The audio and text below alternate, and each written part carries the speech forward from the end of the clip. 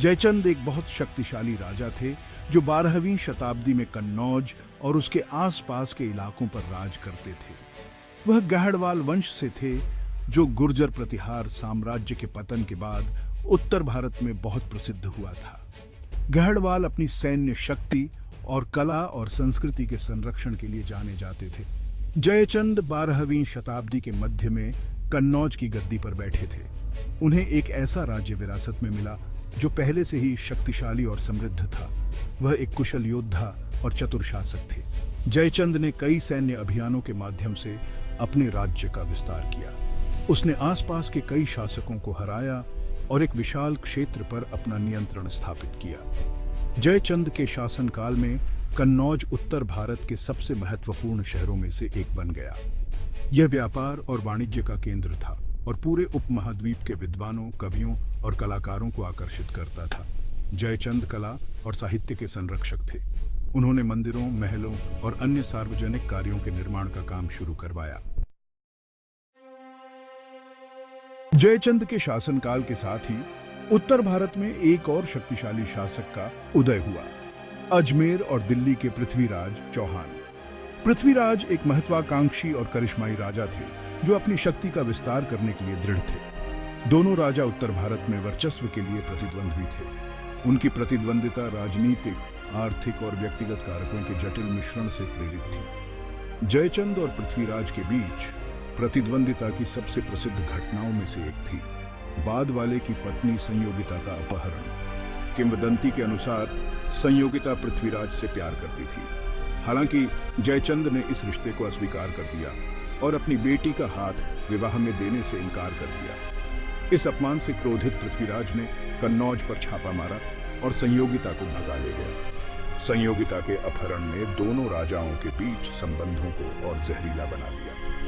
यह उनकी प्रतिद्वंदिता में एक व्यक्तिगत आयाम भी जोड़ता था। यह घटना भारतीय साहित्य और लोक कथाओं का एक लोकप्रिय विषय बन गई। इसकी अलग अलग तरह से व्याख्या की गई है जो प्रेम, सम्मान और शक्ति पर बदलते दृष्टिकोण को दर्शाती है।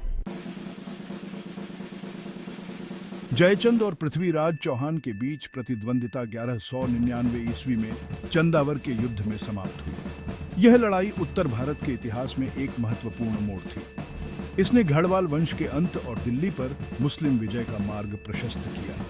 वे परिस्थितियां स्पष्ट नहीं हैं जिनके कारण चंदावर का युद्ध हुआ। हालांकि आम तौर पर यह माना जाता है कि जयचंद ने पृथ्वीराज पर हमला करने की पहल की थी। हो सकता है कि उसने अपने प्रतिद्वंद्वी को हराने का एक अवसर देखा होगा, जबकि वह अन्य मामलों में व्यस्त था। हालांकि पृथ्वीराज एक फॉर्मिडेबल प्रतिद्वंद्वी साबित हुआ। उसने जयचंद की सेना को निर्णायक रूप से हरा दिया। चंदावर के युद्ध में जयचंद मारा गया। उसकी मृत्यु ने गढ़वाल वंश के अंत का प्रतीक था। इसने उत्तर भारत में एक शक्ति शून्य भी छोड़ दिया, जो जल्द ही मोहम्मद गोरी के नेतृत्व में आक्रमणकारी घुरिद सेना द्वारा भर दिया गया।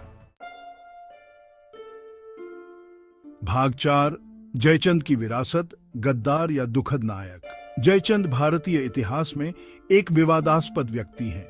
उन्हें अक्सर खलनायक के रूप में चित्रित किया जाता है, खासकर पृथ्वीराज चौहान के जीवन के वृत्तांतों में।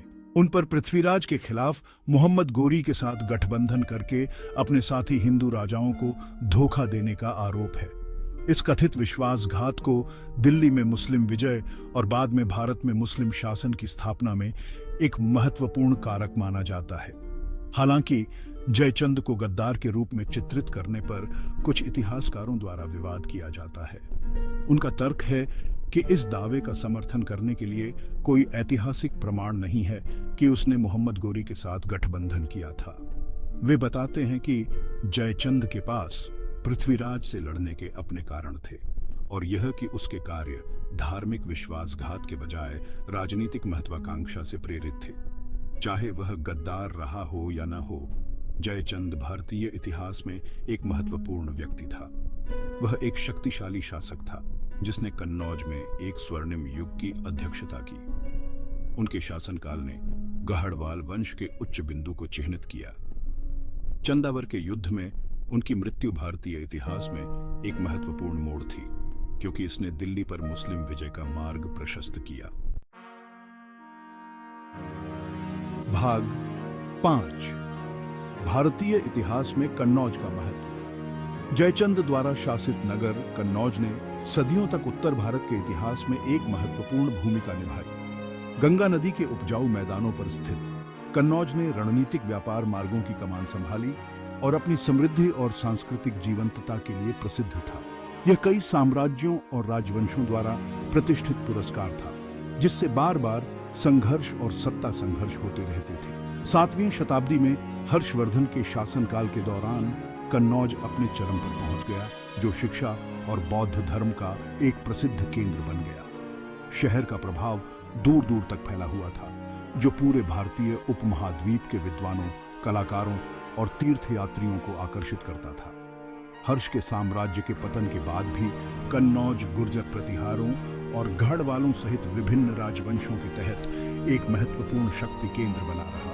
शहर का निरंतर महत्व इसके रणनीतिक स्थान और सांस्कृतिक और आर्थिक केंद्र के रूप में इसकी स्थायी विरासत पर प्रकाश डालता है। जयचंद और कन्नौज के पतन की कहानी इतिहास की जटिलताओं की याद दिलाती है, जहां महत्वाकांक्षा, गठबंधन और अप्रत्याशित घटनाएं अक्सर साम्राज्यों और व्यक्तियों दोनों की नियति को आकार देती हैं।